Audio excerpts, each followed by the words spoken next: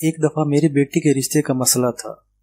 چونکہ میں بادشاہ کے وزیر کا نہایت قابل اعتماد ساتھی تھا، خود بادشاہ اکثر مجھ سے باتیں پوچھتا تھا اور میری تدبیر باتوں سے بہت خوش ہوتا تھا، اور میں سمجھتا ہوں میرے تدبیر کے پیچھے بھی ایک عمل تھا۔ وہ یہ تھا کہ میں خوشبو بکثرت استعمال کرتا، سفید لباس پہنتا اور ہر وقت باوضو رہتا، اور ہر نماز کے بعد سانس روک کر 11 دفعہ یا رحمانو پڑھتا۔ ایک اہم بات جو اس سے بھی کہیں زیادہ اہم ہے، میں نے ہمیشہ مشکوک اور حرام مال کھانے میں بہت احتیاط کی ہے۔ جب بھی مجھے کوئی مشکوک مال ملا، میں نے سوکھی روکی کھانے پر گزارا کر لیا، لیکن مشکوک مال کھانے سے میں نے ہمیشہ گریز کیا۔ اس کا فضل یہی ہوا کہ میرے تمام وظائف پرتاثیر ہو جاتے تھے، چونکہ میرے پاس مال، عزت، شہرت، دولت اور وقار تھا، لہذا ہر طرف سے بیٹی کے رشتے آنا شروع ہو گئے۔ اب میں پریشان کہ کہاں رشتہ کروں اور کہاں نہ کروں۔ دونوں میاں بیوی فکر مند تھے، کچھ ماہ مشوروں میں لگے رہے۔ ایک دن خیال آیا کہ ساری دنیا کو میں استخارے کا بتاتا ہوں، تو کیوں نہ ہم میاں بیوی یہی استخارہ کریں، جس کا نام میں نے اصحاب کہف کا استخارہ رکھا ہوا تھا۔ تو میں نے بیوی سے کہا، اصحاب کہف کا استخارہ کرتے ہیں۔ بس چند ہی دنوں میں ہمیں خواب میں واضح اشارہ ملا کہ فلاں بستی میں ایک مسجد ہے، وہاں ایک جوان چٹائی لپیٹ کر سویا ہوا ہے کہ اس کے پاس اوڑھنے کے لیے کوئی گرم چادر یا کمبل نہیں ہے، اس سے اپنی بیٹی کی شادی کر دو۔ میں نے یہ بات جب بیوی سے کہی تو کہنے لگی کہ یہی استخارہ مجھے بھی ملا۔ حیران ہوا کہ اتنا مال و دولت اور پھر ایسے بندے کے بارے میں استخارہ، مجھے یقین نہ آیا۔ میں نے پھر استخارہ کرنے کی ٹھان لی، پھر استخارہ مسلسل کرتا رہا اور مسلسل واضح طور پر اسی طرف بار بار اشارہ ملتا رہا۔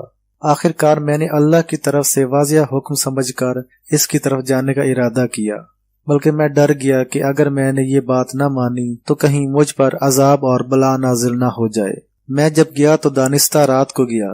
جب وہاں پہنچا تو ایک جوان کو دیکھا کہ وہ چٹائی لپیٹ کر سویا ہوا تھا۔ میں نے جا کر اس کو اٹھایا اور اس کا نام پوچھا تو اس نے مجھے اپنا نام مالک بتایا۔ میں نے پوچھا، کیا کرتے ہو؟ کہا، مسجد کی خدمت کرتا ہوں، لوگ رکھی سکھی دے دیتے ہیں، کھا لیتا ہوں۔ میں نے کہا، کوئی وارث ہے؟ کہا، ماں باپ بچپن میں ہی فوت ہو گئے تھے، رشتہ داروں نے کفالت نہیں کی، باپ ایک غریب کسان تھا، بس طلب علم کے لیے نکل پڑا۔ اس کی گفتگو کا وقار، اس کے چہرے پر علم اور تقوی کا نور، ان تمام چیزوں نے مجھے بہت متاثر کیا۔ میں نے اس سے پوچھا، تیری شادی نہیں ہوئی؟ کہنے لگا، مجھے کون رشتہ دے گا؟ میں نے کہا، اگر میں دے دوں تو؟ بے فکری سے کہنے لگا، اگر اللہ کو منظور ہوا تو ہو جائے گا۔ میں نے کہا، آپ میری ساتھ چلیں گے؟ کہنے لگا، نہیں، میں نے فجر کی نماز پڑھانی ہے۔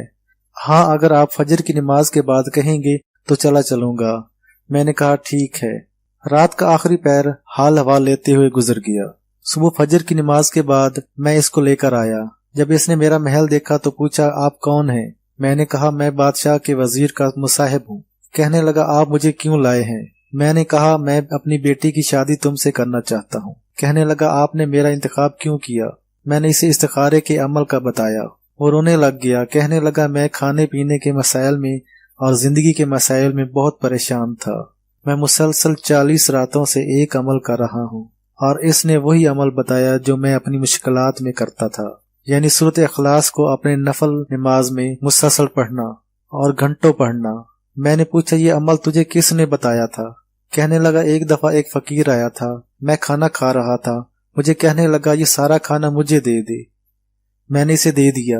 وہ خوش ہوا اور مجھے سینے سے لگایا اور میری پیشانی کو بوسہ دیا اور مجھے یہ عمل بتایا، اور کہنے لگا، میں تیری پیشانی پر بہت بڑا بخت دیکھ رہا ہوں اور میرا نام خضر ہے، مجھے تیرے کھانے کی حاجت نہیں، اللہ تجھے اس سے بھی اچھے اچھے کھانے کھلائے گا۔ بس اس دن سے میں یہ نفل مسلسل پڑھ رہا ہوں، اور جس رات آپ نے مجھے اٹھایا وہ 40ویں رات تھی۔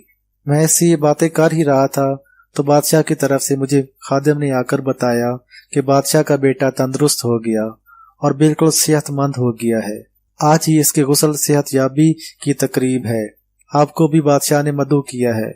میں اچانک آخری 6 صورتوں کے کمالات پر چونک پڑا اور پھر میں نے اس کو خود کئی بیماریوں میں پڑھا۔ مخلصین مجھے 70 تو نہ مل سکے، جتنے زیادہ مل سکے اس کے ذریعے سے میں نے پڑھوایا اور خود بھی پڑھا، باقی فائدہ ہوا۔ آخر کار اس جوان کے ساتھ اپنی بیٹی کی شادی کر دی۔ وہ جوان ایسا بخت والا تھا کہ میرے گھر میں مال و دولت، نعمتیں، عزت، شان و شوکت کی فراوانی شروع ہو گئی، اور بادشاہ نے مجھے خود وزیر کا درجہ دے دیا، اور میرے پاس عزت و چیزیں اتنی زیادہ تھیں کہ میں حیران ہوا، اور مجھے ایک بات کا احساس ہوا کہ کسی کی غربت اور فکر و فاقہ پر نہیں، اصل نصیب اور مقدر پر فیصلے ہوتے ہیں۔